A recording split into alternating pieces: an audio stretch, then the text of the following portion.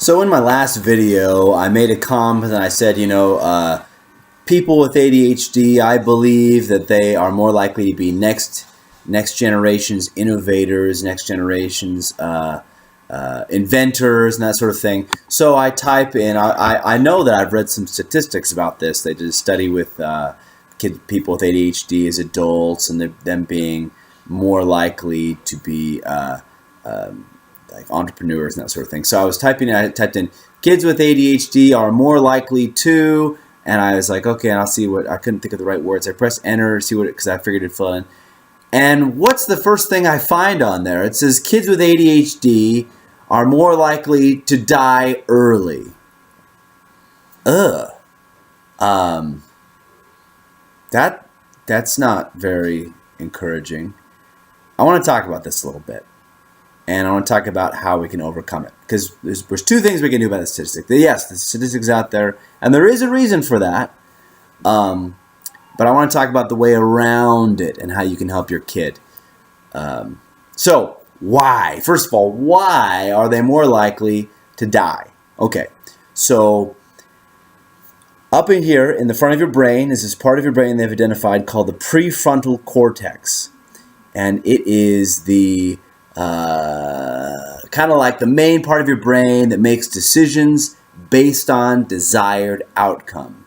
In other words, I would like to be successful, so I'm going to go to college. I would like to get an A in my class, and so I'm going to study. Those kinds of decisions, okay? And then back here, there's a part of your brain, kind of in the middle, back this area, called the posterior cingulate gyrus. And this is another part of your brain that's very associated with autobiographical memory. It's very spatially oriented. Who am I? Where am I? What am I doing? These kinds of things. What's going on in my mind? What am I thinking of?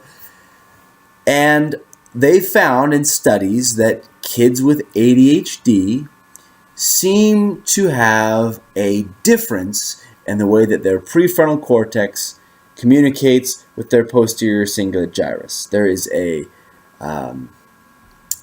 a kid without ADHD or a replicative mind, there is synchronous communication. This one fires at the same time as this one. They're firing at the same time as they're processing thoughts. What am I doing? I'm doing this because I want, such and such to happen to me. Synchronous firing. But they found in a kid with ADHD, this will fire sometimes, but not at the same time as this one. And this will fire sometimes, but not at the same time as this one, as often. What does that mean?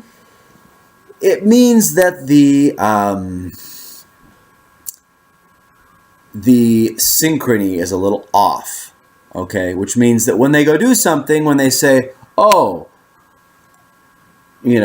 not going to throw sand in Johnny's eyes because then Johnny might run and tell his mom, and then his mom might have me kicked out of the sandbox. Instead they say, there's Johnny.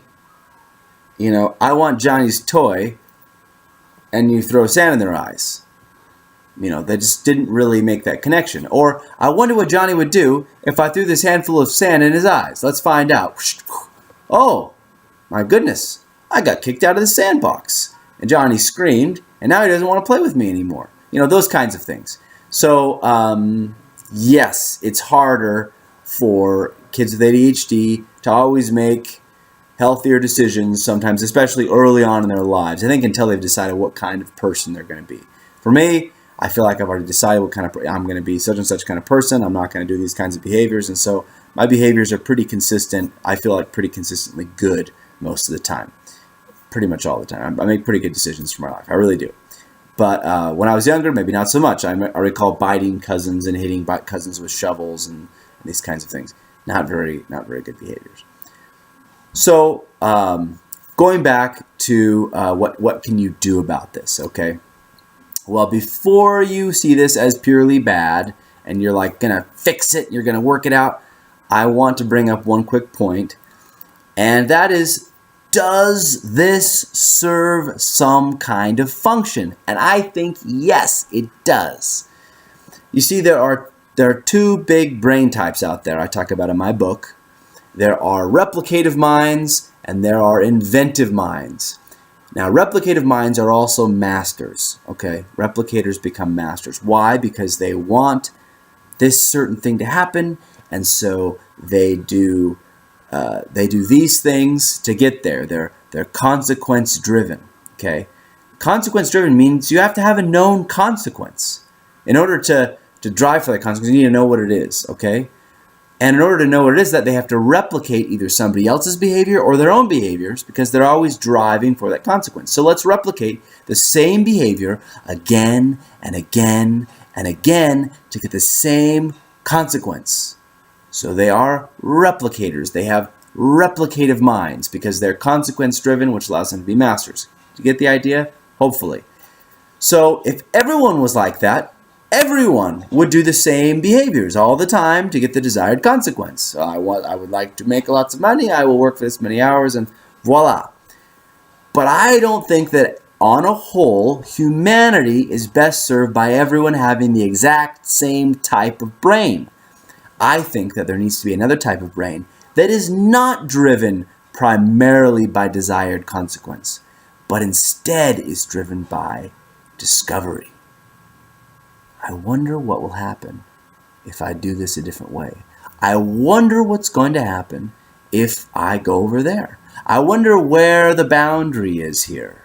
I wonder how far I can push this person, what's going to discover. I wonder how far I can push the field of physics or the field of chemistry. Or I wonder the people that are exploring and discovering. Now, that's risky. That kind of thinking is risky, and it's more likely to, it's more likely to be dangerous. Okay, it is. So are they more likely to die? Yes, but it's not because they're like going to get a disease from it or something. It's because they're taking risks. They're risk takers.